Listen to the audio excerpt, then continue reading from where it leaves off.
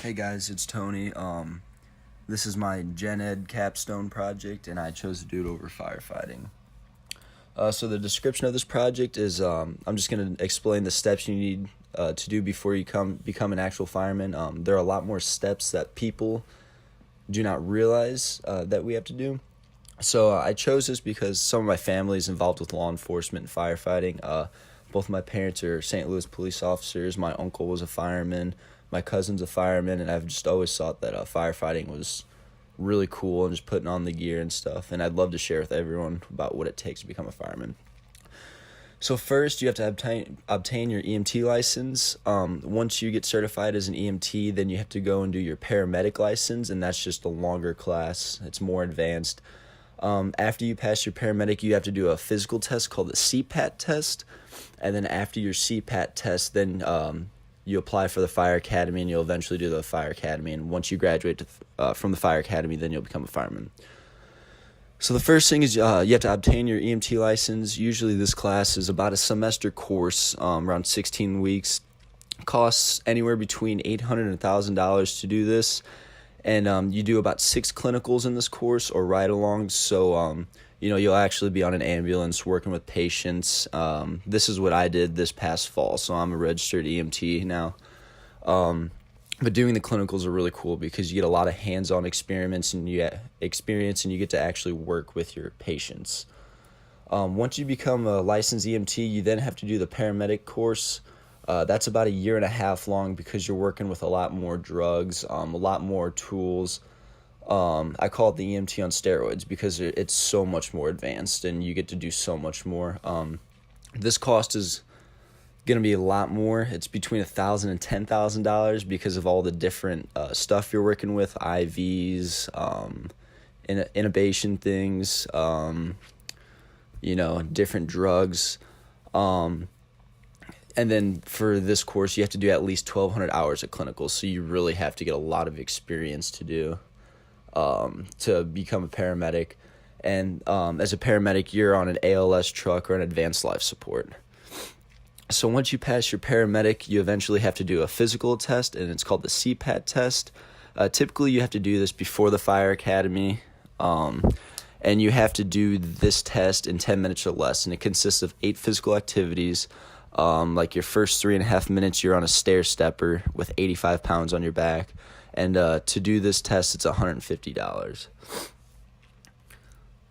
Once you pass your CPAT test, then you'll apply for the fire academy. But before you do the fire academy, you first have to obtain an EMT license, your paramedic license, pass your physical ability test, and then once you get accepted into the fire academy, it's $4,000 to do this class, and that's about 12 to 14 weeks.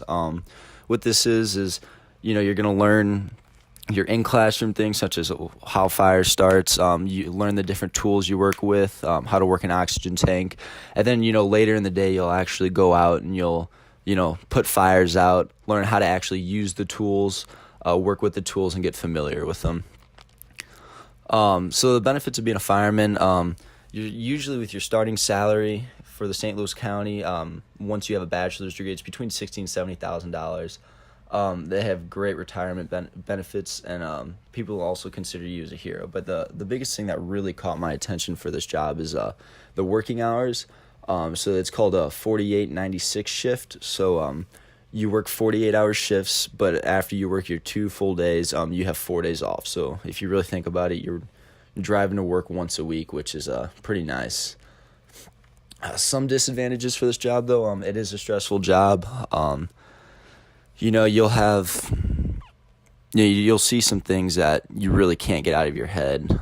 A lot of gory things, things that they're stressful. You might be in a big fire and you may see, a part in your ears get injured or something, and you just have to work through it. And then with going back to kind of the working hours, it's kind of difficult being away from your family for 48 hours, but then again, you have 4 days off. So, I would say this is kind of a disadvantage because, you're not with them for a couple days, but, it is what it is. But the biggest thing is it's risky. You never know if a building's going to collapse on you when you're in a fire, or, what could happen. But I did some research, and cancer rates are much higher for a fireman than the average human being. And that's just going to come with, all the, like, inhaling all the smoke and stuff while being in a fire, all the particles, getting in your immune system and stuff. So the overall, what I learned from this project, I obviously, you learn the steps to become a fireman, the training and education you have to go through. There's a lot more than people actually think. You don't just show up to the fire academy. You have to obtain your EMT license, your paramedic license. You have to be physically fit. You can't just be out of shape. You have to be really in shape to do this job. And I just wanted to share with you guys that it's more than just signing up and going to the fire academy. You really have to know the medical aspect of this job too, well as also being physically fit for this job. And then here is my bibliography.